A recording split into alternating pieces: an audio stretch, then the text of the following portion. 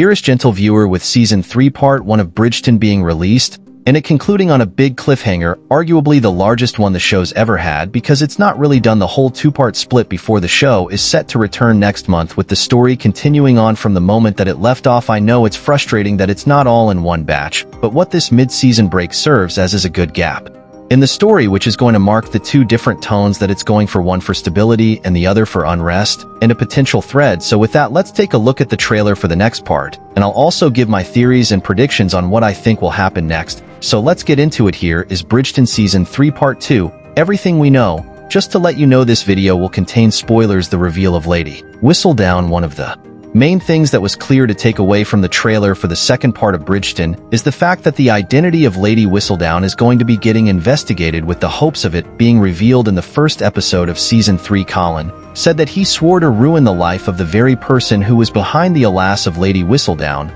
but little does he know that it's the very person that he's just asked for the hand in marriage of. It seems as though Colin himself won't be looking to do the Sleo thing, but instead the Queen has put out a reward of £5,000 for anybody that would be able to provide her with the identity or information which will lead to the revealing of the identity of Lady Whistledown. This will most likely get a lot of people involved and make it extremely hard for Penelope to hide, including Crisa, somebody who already has it out for Penelope due to everything that went on with Lord Debling, plus with Seska's father cutting the funds. She also has the financial motivator there as well, so I feel she may be the very person that finds out the information behind the identity within the trailer. As well, we also saw that Eloise was confronting Penelope and telling her that if she didn't inform Colin that she was the person that was Lady Whistledown, then she'd see it merciful to tell Colin herself. Eloise most likely wouldn't be able to live with the burden and secret of that her brother's wife is somebody that deep down he despises but doesn't even know, so that's something that's most likely going to cause even more friction between the friends,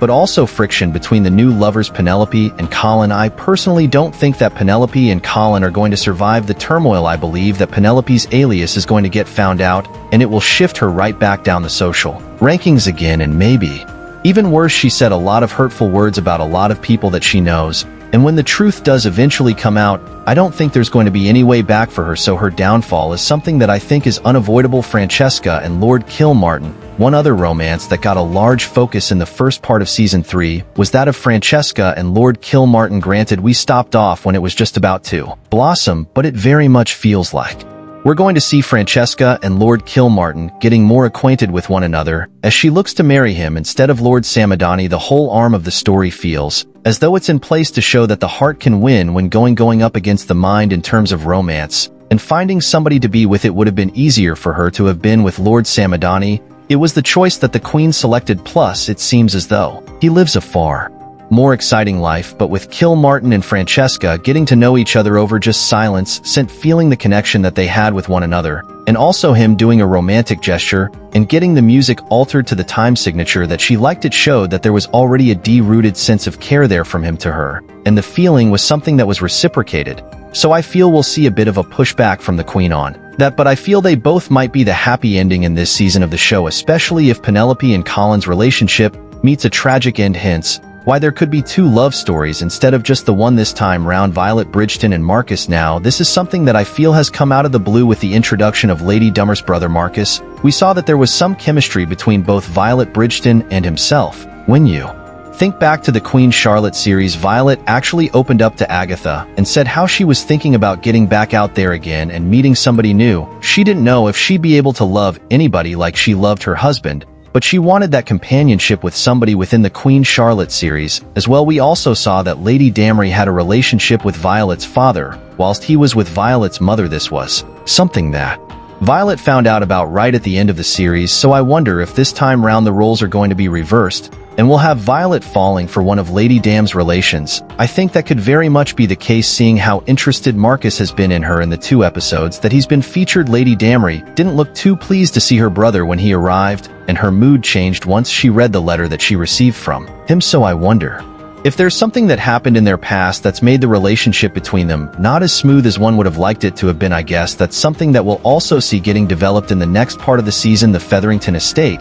Well, this is something that we saw going on throughout the first part of the season, and it was kind of on the back burner, but I think it's going to take more of the center stage in the next part of the season, considering it seems as though it's going to be an eventful one where everything just seems to go wrong. Portia Featherington faces the risk of losing the Featherington estate due to some forged documents which state that the estate will stay in the family if one of her daughters has a child. However, with the person investigating saying the truth has an ugly way of revealing its head when insinuating that he knew that the documents were forged. He seems prepared to let her get away with it because it would be easier for him to just pass it down an existing relative in the family rather than seek out another one. With Prudence and Philippe are doing their best to get pregnant and believing that they are. I wonder if that is actually the case or not. It feels like the truth could be revealed in the next part of the season, as there's almost no point in it being mentioned if there's not going to be any consequences. So I do wonder what it is that's going to happen to the family. The family itself might be in a terrible position with everything that's going on with Penelope,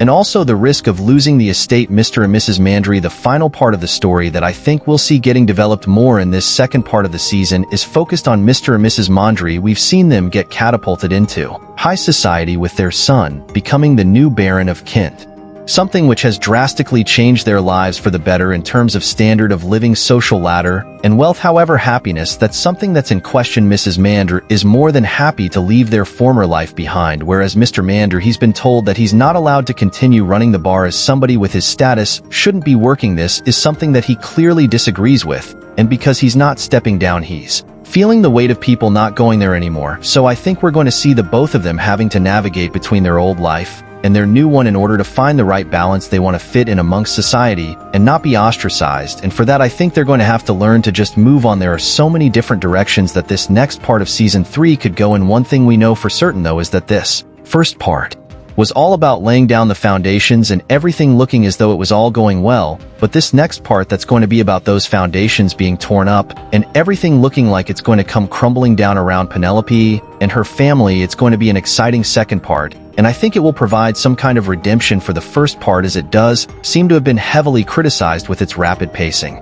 So maybe the final 4 episodes will help that bring on the next batch of episodes. So there you have it, Bridgerton Season 3 Part 2, everything we know. If you want to see a full breakdown of Bridgerton Season 3 Part 1, then click on the card in the top corner, or alternatively you can head over to my channel where you'll find more breakdowns on other TV shows. What do you think will happen next? Let me know your thoughts in the comments below. As always, thanks for tuning into the video, and I'll see you in the next one.